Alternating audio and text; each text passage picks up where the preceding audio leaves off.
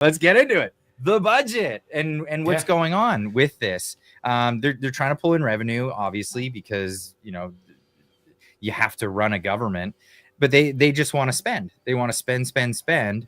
So the costs of things are going up because of some of these hidden taxes that they have to try to fund this. There's the carbon tax levy. Everyone thinks that the carbon tax has gone away, but it hasn't gone away. Now it's just hidden. It's just, industrial players have to pay for that. But come on, you're raising cattle and you have to put them in a barn and you heat that barn. That's you're paying a carbon tax on that heat. It's commercial, like everything, driving trucks down the road and doing all this stuff. So meat and food and everything is going up in price. It's crazy. Meanwhile, in the United States, all of these things are going down and people are like, what? Their brains are melting over this. And Canada's come out with their new budget. How big is the budget, Marty? Oh, they purposely. It's huge. For it, remember when Trudeau was campaigning in 2015, he bluntly said, "We're just going to run 3 small little deficits. Next 3 years, 10 billion, no more." Okay, cool. I wish we had Trudeau deficits. Like even at his worst, Trudeau, other than COVID, which was like 300 billion, Trudeau still managed to keep the deficits under $50 billion a year. Carney, no shame in him. He's going like next year's deficit and this year and the year he's got deficits of greater than $60 billion as far as they'll forecast in the budget. There's no attempts. There's no balanced budget in the future. There's no attempt to pay down debt. There's nothing like that.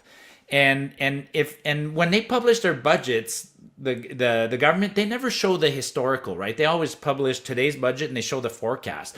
But that's what I like to do on my space, is to show the historical. This budget is just literally a continuation of what the Liberals have been doing.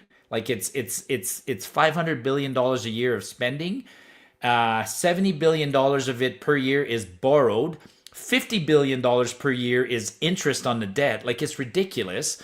And all he's doing is he's trying to pretend that all the money they're borrowing, it's for a good reason now. Unlike the past, we're borrowing to invest. Here we go. I got the clip. Here he is talking about that specifically. Federal government spending has grown massively over the last few years. That's not sustainable. We will cut wasteful government spending. We'll make massive investments in the things that grow our economy. Homes, new ports, electricity grids, the major infrastructure that will unlock the full potential of Canada. Do you notice he didn't say pipelines? No. Energy grids and yeah. I love that. So the idea is we're going to build new ports. Why do we need a new port? Our ports are fine. Our ports are great. The only problem we ever have with the ports is the unions that go on strike at the ports. Or the fact that we ban tankers from actually coming into our ports. Like, the tanker ban, and then we have no problem. Like, but you know what this reminds me of? And this is bad. Sri Lanka was the same sort of scenario. They were doing just fine. I mean, they were doing just fine before the World Economic Forum came in and convinced their government leaders, you need to build a new port. You gotta get one of them big ports, and we're gonna do all this stuff. And they came in with all this Chinese money. They borrowed money, tremendous amounts from the Chinese, to build this brand new big port that's gonna bring in all these, shipping and stuff. Why? I don't know. But then they went in and they told their farmers, you're going to go organic now. We're going to ban fertilizers from the farming industry. And their crops failed. The taxes stopped coming in, and they had an insurrection. They literally had an insurrection, and the government workers were, they fled. The politicians all fled. And what happened? Now they're under the thumb of China. They're under China's thumb because they owe tons of money for this infrastructure they didn't need. And again, it's debt. It's adding more limitations on your sovereignty. They're literally enslaving people with debt. This guy's no different. Yeah. So this guy's no different. but they tried to do a couple of things in the budget to fool Canadians, and I'll tell you 2-3 things they did. The first thing they did, so they're still borrowing recklessly. And how they used to justify their borrowing is they'd always say, well, the debt to GDP ratio is okay, right? It's 30% or whatever. So they had some weird ratio like that, which is bullshit, because you can fudge the GDP number by just throwing in, more immigration, whatever. So this year in the budget, rather than doing debt to GDP, this year they did they did net debt to GDP. And people go, what's the difference? Net debt is discounting financial liquid assets. So in order to do net debt to GDP, which looks better than debt to GDP, they added the CPP, the Canada Pension Plan, to their balance sheet. Fuckers. Okay, that's not the government's money, man. That's our money. Like, you and I paid into it. The government's holding it in trust for us, but they added that to the calculation to make the debt ratio better. That's bullshit thing number one that they did. Bullshit thing number two that they did is that debt, like I said, they're categorizing it as capital investment versus OPEX. It's like, that'd be like you saying, you going and getting a loan and saying, I promise I'm only going to use this loan and I'm going to put it towards my house. But then you turn around and you use it to go buy alcohol or a vacation to Mexico. People do that with their credit cards all the time. So Carney's begging, is trying to convince us that, oh no, the money they borrow is only going to be used for capital investments. Okay, we'll never know if he's doing that or not. But that's what Trudeau was gonna do with it, and all we ever got were services rendered and no physical anything at the end of the day. Bingo, exactly. And then when you look in there, here's the really scary thing. Some of the debt that we have, that Canada has, is coming due, right? So they're no different. The government's no different than you and I. They get loans. They get 20-year loans, 10-year loans, and some of the loans are due.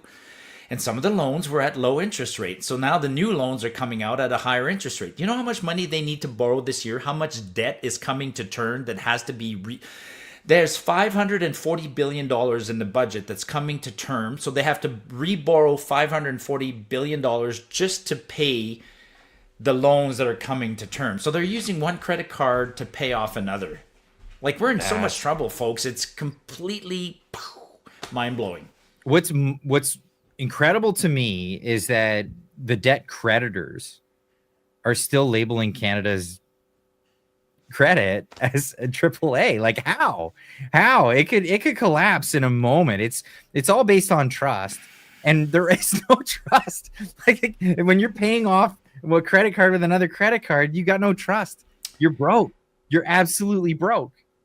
That's where there's a scene that talks about this in the Big Short. Remember the movie The Big Short? Like, when they actually go and interview the people at Moody's, the credit rating agency, and the credit lady basically says, we can't downgrade the credit, because if we downgrade the credit, it creates a panic. So we leave the credit ratings bullshit. It is yours and I's credit rating is real. Even at our level, it's fake. Like, if you get really in debt, I know you'd think that at some point the bank will stop lending you money. They get to the point where they're like, well, as long as I'm not going to stop and make you go bankrupt, because then I will not recover the money I have. So they get to the point where they view you as an addict. And so they give the government more, they keep the credit rating high, give the government more money, because they'd rather have a little bit of money. As long as you're making payments, that's it. As long as you're making some payments. Which is all we're doing, man. We're just making payments. But the payments right now that we're making are exceeding $50 billion a year. So that's $1 billion a week in interest payment that we're just sending to banks and lenders. Like, it's a big number, man. Big numbers. And you know what's crazy? I see it every day on Twitter that, Canadians are saying they're completely propagandized at this point. I think that so many Canadians have their blinders on. They have the CBC in front of them. They don't know anything else. They're telling me on Twitter when I make comments, do you realize how bad it is down in America right now? Are you kidding me? This is news that I think everybody needs to see, because this is the reality of the situation. Breaking: Caroline Leavitt stuns the world by announcing tariff revenue, reducing the debt by $600 billion just this year alone. Country. In fact, this year alone, we are going to cut the deficit by $600 billion, namely because of the president's effective use of tariffs. And the president strongly believes that economic security is a matter of national security, and tariffs have a lot to do with that. And this case is not just about President Trump. It's about the use of this emergency authorization for tariffs for future presidents and administrations to come. And we're confident and hopeful that the Supreme Court will do the right thing. Thanks for watching. If you want to see more clips like that, make sure you're subscribed to the channel. The link is right here. If you want to see it live as it happens, make sure you're subscribed to the Clyde Do Something YouTube channel. The link is right there. We'll see you in the next one.